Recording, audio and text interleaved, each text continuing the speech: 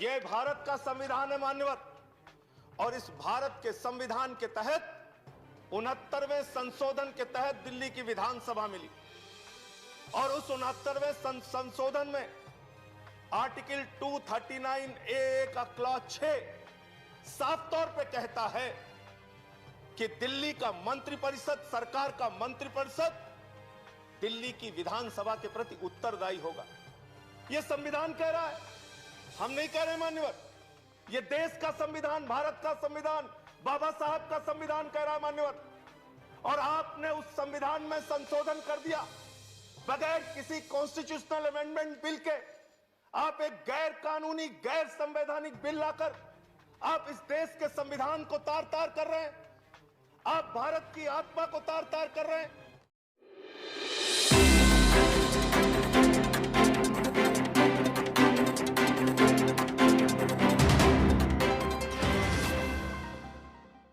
आज इस बिल पर आपने मुझे बोलने का मौका दिया।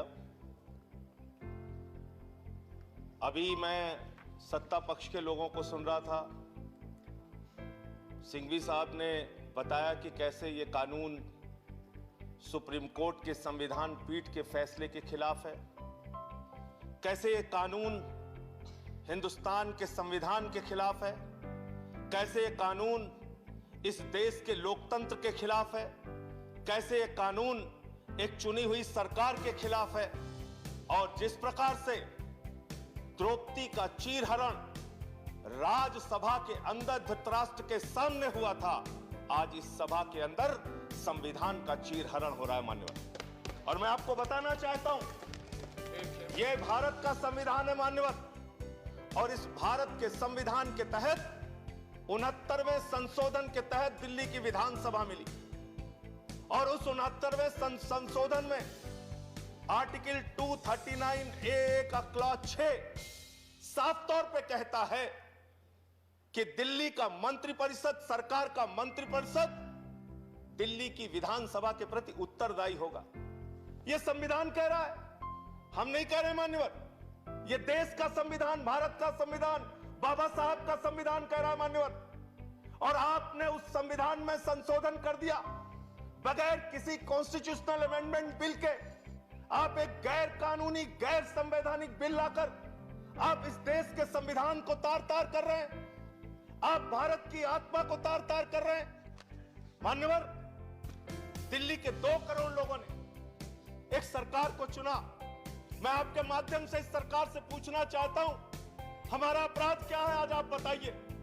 हमारे जुल्म की, किस जुल्म की आप, किस अपराध की सजा हमें दे रहे हैं? आज बताइए इस सभा में मान्यवर। मैं पूछना चाहता हूं बिना बड़ी विनम्रता पूर्वक आपसे, जब केजरीवाल जी मुख्यमंत्री बने, स्कूलों में जाते थे, मकड़ी के जाले लगे होते थे। आज उन स्कूलों के अंदर एयर कंडीशन कमरे दिल्ली के बच्चों के लिए बनाया। क्या ये हमारा अपराध है मान्यवर? दिल्ली में मोहल्ला क्लिनिक बनाया जहां पर 200 तरह की जांच फ्री होती है, अल्ट्रासाउंड फ्री होता है, लोगों का इलाज फ्री होता है। क्या यह हमारा अपराध है मान्यवर? केजरीवाल सरकार ने महिलाओं के लिए बस की यात्रा फ्री की, बुजुर्गों की पेंशन 2 गुना की, विधवाओं की पेंशन 2 गुना की, दिव्यांगों की पेंशन 2 गुना की, गेस्ट टीचर की तनख्वाह 2 गुना की। क्या यह हमारा अपराध है मान्यवर? हमारा अपराध क्या है? हिंदुस्तान की पहली सरकार जिसने 200 यूनिट बिजली फ्री देने का काम किया, वो सरकार है केजरीवाल सरकार। आज उस सरकार को आप इस अपराध की सजा दे रहे हैं कि हमने जनता के हित में काम किया। आज दिल्ली के सरकार की तारीफ संयुक्त राष्ट्र महासंघ के पूर्व महासचिव कोफी अन्नान जी ने की। दिल्ली के शिक्षा मॉडल की तारीफ, दिल्ली के मॉडल की तारीफ अमेरिका के न्यूयॉर्क टाइम्स में हुई मान्यवर। लोग पहले कहते थे अमेरिका से सीखो, अमेरिका से सीखो।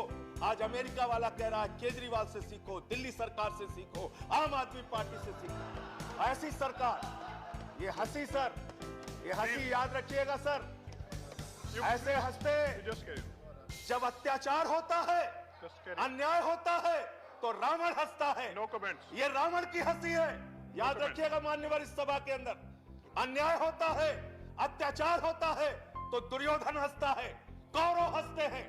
अत्याचार और अन्याय होता है तो नादिर हंसता है, बाबर हंसता है, गद्दाफी हंसता है। ये हंसी याद रखिएगा मान्यवर। ये आज एक लोकतांत्रिक ढंग से चुनी हुई सरकार जिसको 2 बार 67 सीट 62 सीट मिली, 90% से ज्यादा एक पार्टी को सीट मिलती है, आप उसकी सरकार को खत्म कर रहे हैं। और मैं बड़ी विनम्रता पूर्वक पूछना चाहता हूं, कम से कम रविशंकर प्रसाद जी यहां पर मौजूद हैं, पूरी की पूरी भारतीय जनता पार्टी दिल्ली के पूर्ण राज्य की वकालत 2098 के घोषणा पत्र में, 2003 के घोषणा पत्र में, 2008 के घोषणा पत्र में, 2013 के घोषणा पत्र में, 2015 के घोषणा पत्र में आपने हमेशा दिल्ली को पूर्ण राज्य बनाने की वकालत की। लेकिन क्योंकि 98 से लेकर आज तक 23 साल से आप चुनाव हार रहे हैं और दिल्ली में केजरीवाल से 2 बार आप चुनाव हार गए, इसके कारण से आप एक चुनी हुई सरकार को खत्म करना चाहते हैं, उस सरकार को समाप्त करना चाहते हैं। अभी हमारे भूपेंद्र यादव जी बड़े समझदार व्यक्ति हैं, कह रहे थे राष्ट्रपति सर्वोपरि बताया गया, राज्यपाल सर्वोपरि बताया गया, उपराज्यपाल सर्वोपरि क्यों नहीं बताया जाएगा? तो आज इस सदन में तय कीजिए कि मोदी सरकार मतलब कुछ नहीं, प्रधानमंत्री मतलब कुछ नहीं, गृह मंत्री मतलब कुछ नहीं, जो कुछ होंगे देश के महामहिम राष्ट्रपति होंगे। तय कीजिए सरकार के इस सदन के अंदर माननीय बिल पास कीजिए बिल कि राष्ट्रपति देश को चलाएंगे। आज बताइए, दिल्ली में आप फ्री बिजली की योजना बंद करेंगे, लोग किसके पास जाएंगे?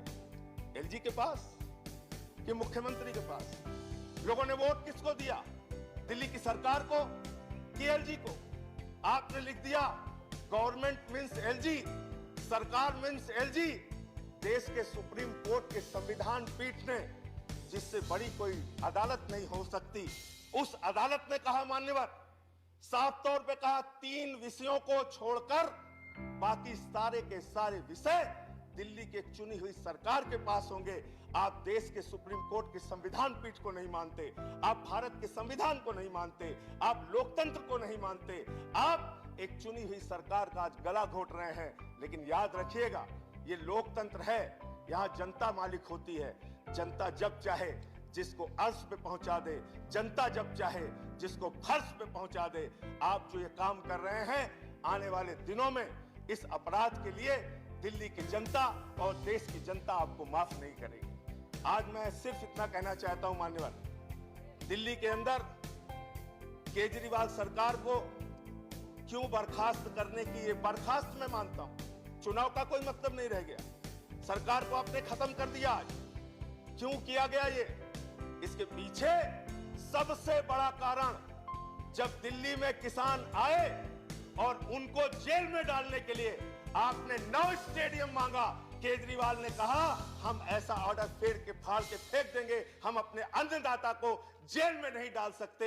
उस अधिकार को छीनने के लिए आप ये बिल लेकर आए हैं। 200 यूनिट बिजली फ्री की योजना छीनने के लिए आप ये बिल लेके आए हैं। मानवर, आज बोलने दीजिए हमें, ये लोग बहुत बोल चुके हैं, तो बिल सरकार ही खत्म कर। आपको मौका मिलता है।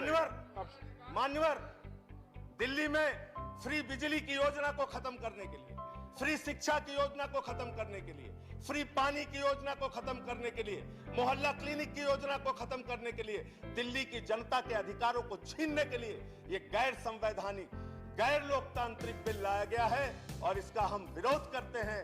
ये बिल रद्द होना चाहिए, वापस होना चाहिए। ये संविधान और लोकतंत्र के विरुद्ध है। और अगर आपके अंदर जरा सी भी आज वोट, आप जरूर बहुमत के आधार पर फैसला कर सकते हैं, लेकिन कभी कभी आत्मा की आवाज पे भी फैसला लेना चाहिए। इधर बैठे हो या उधर बैठे हो, आत्मा की आवाज पर अगर पूछोगे, यहाँ बैठे हुए सारे लोग, धन्यवाद, एक भी मान्यवर सदस्य अगर इनका लाई डिटेक्टर टेस्ट कराओगे ना, तो ये बोलेंगे दिल से कि ये गलत है। धन्यवाद संजय सिंह जी, गलत है। श्री नरेश